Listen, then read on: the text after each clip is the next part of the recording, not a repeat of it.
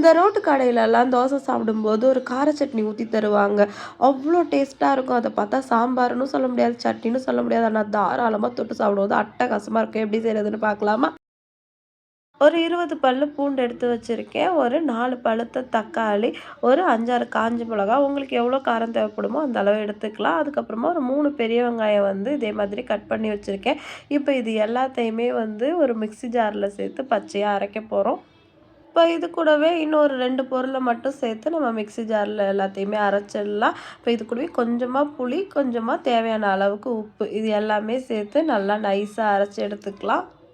இந்த சட்னி, இட்லி, தோசை 2க்குமே வந்து அட்டகாசமா மேட்ச் ஆகும். மிக்ஸி ஜார்ல சேர்த்து இந்த மாதிரி வந்து நைஸா அரைச்சு எடுத்துக்கலாம். இப்போ இது எல்லாமே வந்து ஒரு தாளிப்பு குடுத்து வாணலில வந்து வதக்க போறோம். அதுக்கு அடுத்து கடாயில வந்து தேவையான அளவுக்கு எண்ணெய் சேர்த்துக்கலாம். கொஞ்சம் தாராளமாவே எண்ணெய் ஊத்திக்கலாம். அப்பதான் கார சட்னி வந்து ரொம்பவே டேஸ்ட்டா இருக்கும். இப்போ இதுக்கு ஒரு தாளிப்பு குடுத்துக்கலாம். கடுகு, உளுத்தம் பருப்பு 2யுமே சேர்த்து இதில போட்டு நம்ம தாளிச்சுக்கலாம்.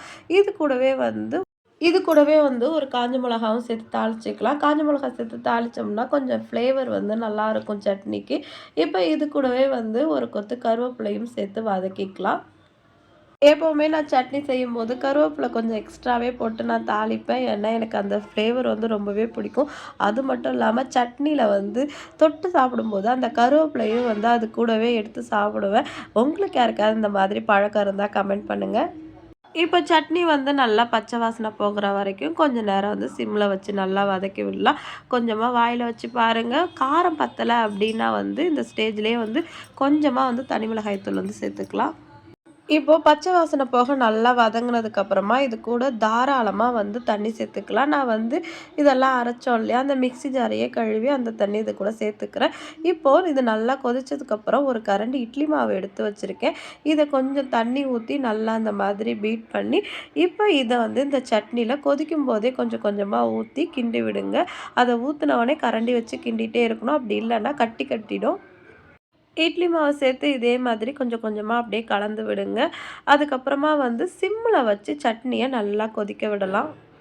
இட்லிக்கும், தோசைக்கும் அரிசி உளுந்து ஊற வச்சு மாவு அரைக்கிறத விட பெரிய வேலை, தினம் இட்லி ஊத்தும்போதும், தோசை ஊத்தும்போதும் இதுக்கு என்ன சட்னி செய்யலாம்? இதுக்கு என்ன சாம்பார் பண்ணலாம்? அப்படின்னு யோசிக்கிறது.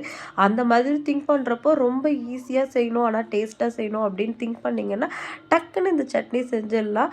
அவசரத்துக்கு பண்ண மாதிரி இருக்காது. டேஸ்ட் வந்து ரொம்பவே நல்லாயிருக்கும்.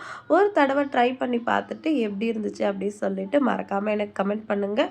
அவ்வளோதான் அட்டகாசமான சட்னி ரெடி ஆயிடுச்சு. நல்லா மொறு மொறுன்னு 2 தோசைய ஊத்திட்டு, இந்த சட்னிய தாராளமா தொட்டு சாப்பிட்டோம்னா, சும்மா அட்டகாசமா இருக்கும். ட்ரை பண்ணி பார்த்துட்டு எப்படி இருந்துச்சுன்னு சொல்லுங்க. இந்த மாதிரி நெறைய ஈஸி ரெசிபீஸ் பார்க்குறதுக்கு நம்மளோட சேனல சப்ஸ்கிரைப் பண்ணி வச்சுக்கோங்க. மறக்காம பெல் ஐக்கானையும் கிளிக் பண்ணிக்கோங்க. அப்பதான் நாங்க போடுற வீடியோ உங்களுக்கு உடனுக்குடன் நோட்டிஃபிகேஷனா வரும். அடுத்த ஒரு சூப்பரான ரெசிபியோட நான் உங்கள மீட் பண்றேன். டாட்டா பாய் பாய்.